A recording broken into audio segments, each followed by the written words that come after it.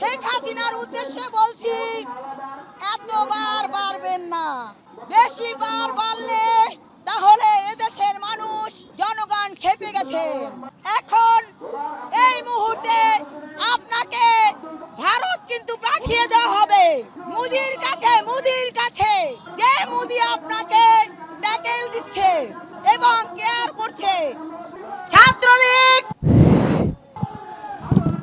এতগুলো কিভাবে ধরবো আমি? না না না, আমার বেবি আমার কাছে থাকবে। ধরো না।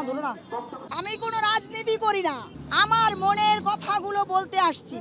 আমি আওয়ামী লীগ, ছাত্রলীগ, যুবলীগ, এদেশের যত লীগ আছে সে লীগগুলো, এটা হচ্ছে টায়ার লীগ নয়, এটা শুধু লীগ নামে জাস্ট। এটা কোনো লীগ না, টায়ার লীগ নয়। আপনারা বুঝে নেবেন, এটা টায়ার লীগ হয়নি, বাট জাস্ট শুধু লীগ। এই লীগের কারণে আজকে এই বাংলাদেশে জনগণ খুবই ক্ষিপ্ত, এই জনগণ খুবই ক্ষুধার্ত, এই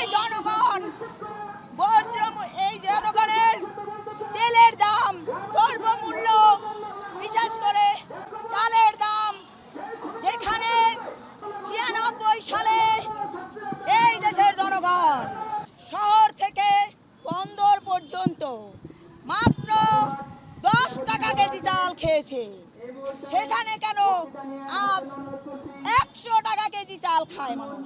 কিভাবে এটা সম্ভব? মোদি কেন ভারতের প্রশাসন বাংলাদেশে দিয়েছে?